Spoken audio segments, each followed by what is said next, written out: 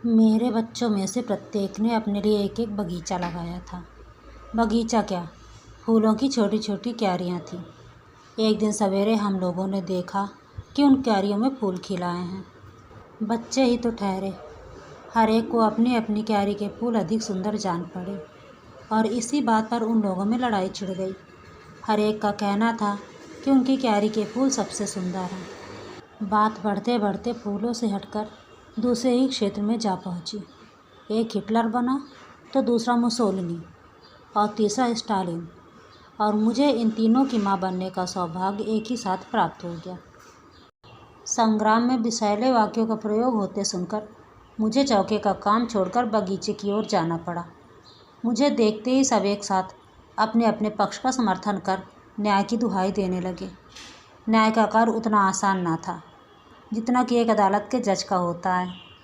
जज के पथ प्रदर्शन के लिए कानून होते हैं और नज़ीरे भी। चाहे लकीर की फ़कीरों में अन्याय ही क्यों ना हो जाए, पर उसका मार्ग स्पष्ट रहता है। मेरे सामने ना नज़ीर थी ना कानून, फिर भी मुझे वह लड़ाई समाप्त करनी थी और न्यायपूर्वक। मैं सोच रही थी कि निर्णय करने के लिए जूरी क्यों ना नियत कर लिए जाएं, कि इतने में ही बच्चों के काकाजी आते दिखाई दिए। चीखना चिल्लाना तो दूर, उन्हें किसी का पंचम स्वर के ऊपर बोलना तक पसंद नहीं है। बच्चों को लड़ते देखकर बोले, अच्छा, ये लड़ाई किस लिए है? यदि तुम लोग लड़े भिड़े तो मैं तुम्हारी माँ को सत्याग्रह ना करने दूंगा। मेरे हिटलर मुसोलिनी शांत हो गए। माँ के बिना जिन्हें स्कूल जाने तक में कष्ट होता है, माँ के बिना जिनका काम नहीं हो सकता, वही मेरे बच्चे चाहते थे कि मैं सत्याग्रह करूं और जेल जाऊं। अब मैंने उनसे पूछा कि कोई शिकायत तो नहीं है, तो सब एक स्वर में बोल उठे, नहीं माँ, सभी क्यारियों के फूल सुंदर हैं। तुम सत्याग्रह करो और जल्दी जेल जाओ। हम सब भीतर जाने को ही थे कि बाहर से गाने की आवाज़ आई। गाना कोरस में था और स्वर था बच्चों का सा। भगवान दया करना इतनी, मेरी नैया को पार लगा देना। और अब तो हम सब दरवाजे की ओर दौड़ पड़े। इसी समय दूसरा पद सुनाई पड़ा, मैं तो डूबत हूँ मझधार पड़ी, मेरी बइयाँ पकड़ के उठा लेना। बाहर आकर देखा तो 3 बच्चे थे, 2 लड़कियाँ और 1 लड़का। बड़ी लड़की होगी 10 बरस की, छोटी 8 और 7 के बीच में थी, और लड़का वह बड़ी की ही गोद में था, कोई 3 साल का। हम लोगों को देखते ही उन लोगों ने गाना बंद कर दिया। लड़के को गोद से उतारकर बड़ी ने ज़मीन से माथा टेककर हमें प्रणाम किया। उसकी देखा देखी छोटी लड़की और लड़के ने भी ज़मीन से माथा टेका और तीनों ने अपने चीथड़ों में छुपे हुए पेट को दिखाकर ये बताया कि वे भूखे हैं। बड़ी के हाथ में एक झोली थी और छोटी के हाथ में टीन का डिब्बा। उन्होंने एक बार झोली की ओर देखा जो बिल्कुल खाली जान पड़ती थी, फिर हमारी ओर याचना की दृष्टि से देखने लगे।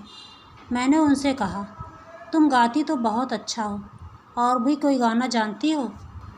बड़ी के बोलने से पहले ही छोटी बोल उठी, हमें भजन भी आते हैं बड़ी मालकिन। और आदेश पाए बिना ही वे दोनों गाने लगी।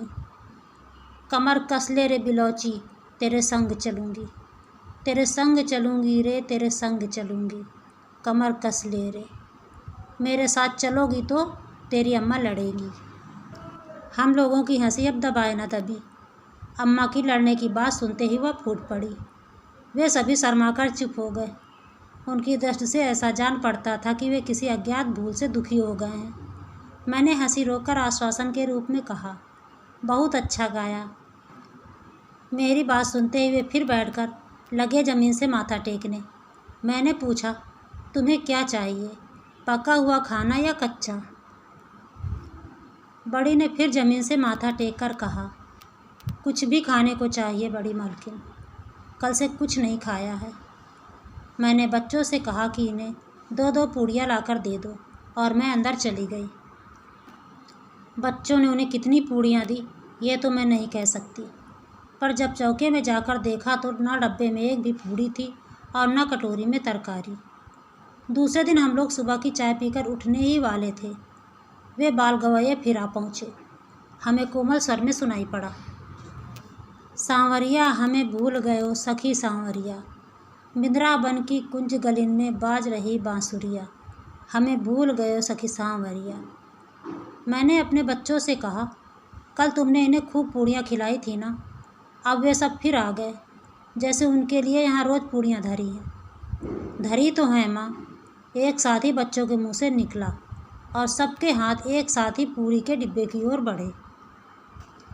मैंने उन्हें रोकते हुए कहा, ठहरो ठहरो, रोज़ रोज़ इन्हें पूड़ियाँ खिलाओगे तो वे दरवाज़ा ही ना छोड़ेंगे। उन्हें चावल या आटा देकर जाने को कह दो। एक बच्चा बोल उठा, बेचारे छोटे छोटे बच्चे, ना जाने उनके माँ भी है या नहीं, वे भला कहाँ पकाएंगे। दूसरा ताने के स्वर में बोला, इससे अच्छा तो उन्हें कुछ भी ना दिया जाए। सबसे छोटा बोला, तुम भी माँ होकर ऐसा क्यों कहती हो माँ, उन बेचारों को भी तो भूख लगी होगी, हमारे हिस्से की ही दे दो। लड़की सब में समझदार थी, उसकी दृष्टि यही चाह रही थी कि माँ का इशारा भर मिले और पूड़ियों का डिब्बा ले जाकर वह पूड़ियाँ उन बच्चों को खिला दे। मैंने उदासीनता से कहा, पूड़ियाँ ही दे दो, पर शाम को फिर तुम्हारे लिए नाश्ता बनाना पड़ेगा। माँ, शाम को नाश्ता नहीं करेंगे, एक स्वर में एक साथ बच्चों ने कहा और हाथ में पूड़ियाँ लिए हुए दरवाजे की ओर दौड़े। चौके का काम निपटाकर मैं बाहर गई। देखा वे तीनों बड़े मज़े से पूड़ियाँ खा रहे थे और मेरे बच्चे भी बड़े उत्साह से उन्हें परोस रहे थे।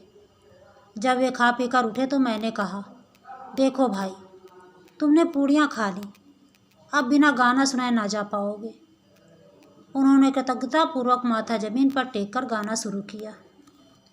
अब न रहूँगी काना तोरी नगरिया, हाट बाट मेरी गैल न छोड़े, पनघट पर मोरी फोरे गगरिया, अब न रहूँगी।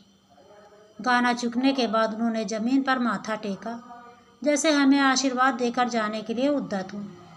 पर मैंने उन्हें रोककर पूछा, क्या तुम तीनों भाई बहन हो? हाँ बड़ी मालकिन, बड़ी लड़की ने कहा। मैंने पूछा, तुम्हारा नाम क्या है?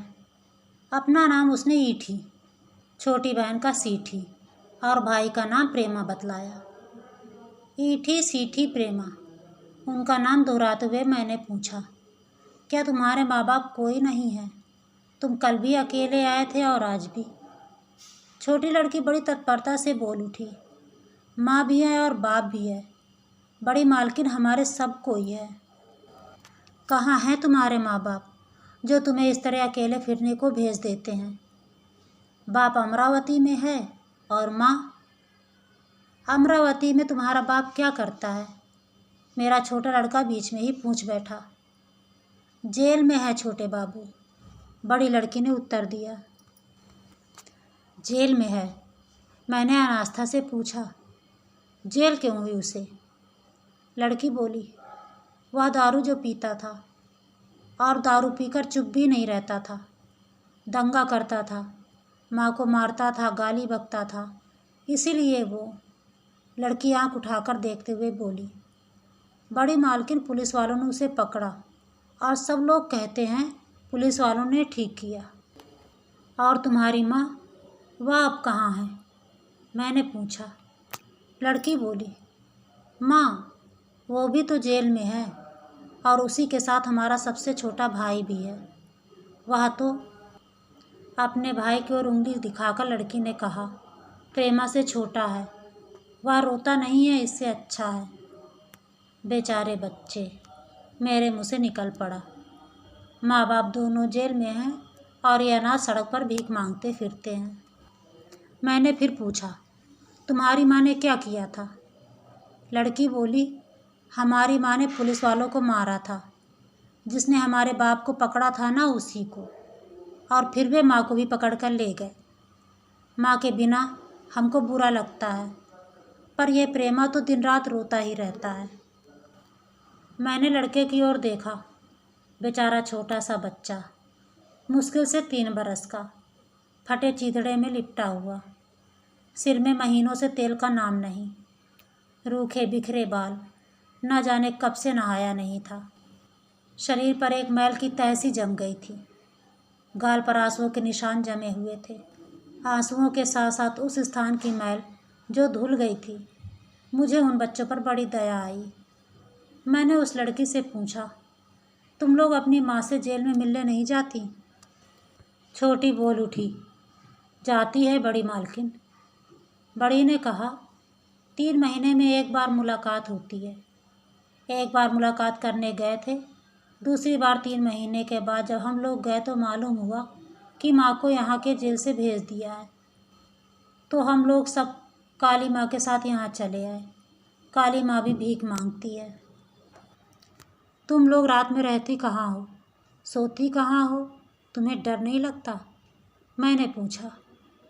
बड़ी लड़की ने कहा, जेल के पास एक नाला है, हम लोग रात को वहीं पुल के नीचे माँ की बातें करते करते सो जाते हैं। कभी कभी काली माँ भी आ जाती है, पर वह रोज़ नहीं आती।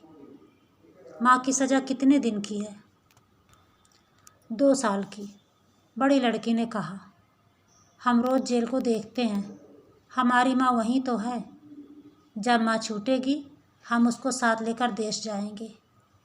एक प्रकार की खुशी से बालिका पुलकित हो उठी, अपनी माँ को लेकर जैसे वह सचमुच देश जाने की तैयारी कर रही है। मैंने लड़की से पूछा, तुम लोग नहाती हो कभी? संकोच से बड़ी लड़की चुप रही। छोटी ने कहा, हमारे पास दूसरे कपड़े नहीं हैं ना। मेरा इशारा पाते ही मेरे बच्चों ने अपने पुराने कपड़ों में से बहुत से कपड़े ला दिए। मेरा चित्त उदास हो गया। मैं कमरे में बैठकर कुछ सोचने लगी और वे बच्चे कपड़े लेकर खुशी खुशी चले गए। कुछ दूर से गाने की आवाज़ आई। मैं तो डूबा हूँ मझधार पड़ी, मेरी बइयाँ पकड़ के उठा लेना। बहुत से सुंदर पद पढ़े लिखे और सुने थे, पर स्वर और आत्मा का ऐसा संयोग तो कहीं नहीं देखा था। शब्द और वस्तु का ऐसा मेल तो कभी चित्रित ही नहीं हुआ। मैं उन्हें बुलाने के लिए झपटी, पर तब तक वे दूर निकल गए थे।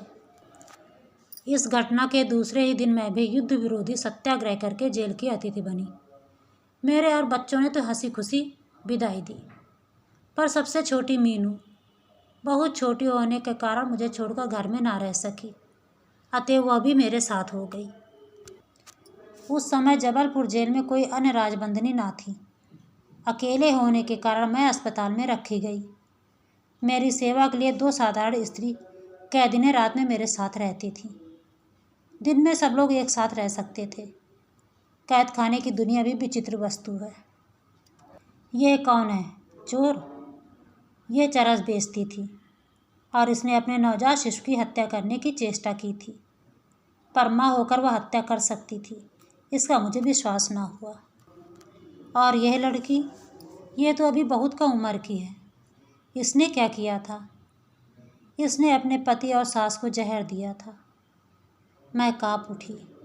विधाता, क्या ये सचमुच स्त्रियां हैं? तुम्हारी ही आज्ञा से इनका सृजन हुआ होगा। किंतु इस समय जैसे कोई अंदर से बोल उठा, यह तस्वीर का एक ही पहलू है, इसके दूसरी ओर भी तो देखो। संभव है वे निर्दोष हों, संभव है वे देवियां हों। मेरी सेवा के लिए जो 2 स्त्रियां तैनात थीं, उनमें से एक तो अल्हड़ थी, जिसे कुछ कामकाज ना आता था, पर दूसरी समझदार थी, वह प्रौढ़ा थी। उसकी गोद में भी एक बच्चा था। वह बड़ी फिक्र से सब काम करती थी। वह अधिकतर चुप रहती थी, जैसे सदा मन ही मन कुछ सोचा करती हो। मीनू को तो उसने इस प्रकार हिला लिया था जैसे वह उसी की बच्ची हो। उसका खुद का बच्चा पाँव पाँव चलता और मीनू चलती उसकी गोद में। वह पानी भरती तो मीनू उसके साथ होती, दाल दलती तो मीनू उसके साथ, और बर्तन मलती तो भी मीनू उसके साथ छोटी छोटी कटोरियाँ और गिलास मलती दिख पड़ती। अंत में बात इतनी बढ़ी कि वह मीनू को अपनी पीठ से बांधकर झाड़ देने लगी। उसका नाम था लखिया। लखिया और मीनू के इस स्नेह बंधन से लखिया के बच्चे को जो अभाव ज्ञात हुआ, उसकी पूर्ति मैं उसे मीनू के फल और मिठाइयाँ दे देकर करने लगी। वह प्रायः मेरे ही पास खेला करता।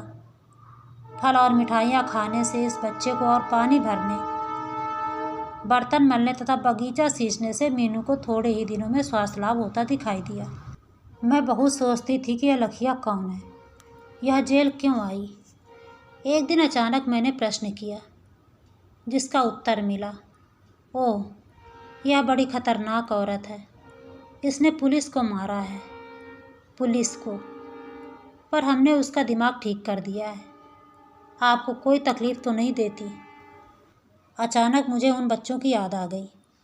उसकी माँ भी तो पुलिस को मारने के कारण जेल भेजी गई थी, और उसके साथ भी तो एक छोटा बच्चा था। पूछना मैंने कई बार चाहा, पर लखिया की गंभीर और उदास मुद्रा देखकर हिम्मत मेरी एक बार भी ना हुई। एक दिन रात को खूब पानी बरसा, खूब दहाड़ दहाड़ कर बादल गरजे और कड़क कड़क कर बिजली चमकी। मुझे अपने बच्चों की याद आ गई। छोटा लड़का डरा होगा। दूसरे पलंग पर सोने पर भी वह बादलों के गरजते ही मेरे पास आकर सोता था। इसके बाद मुझे उन तीनों बच्चों की भी याद आई, जो बेचारे पुल के नीचे सोते थे। कहीं आगे सोचने की मेरी हिम्मत ना पड़ी। मैंने प्रार्थना की, हे ईश्वर, सब माताओं के बच्चों को अच्छी तरह रख और सबके बाद मेरे बच्चों की भी रक्षा कर।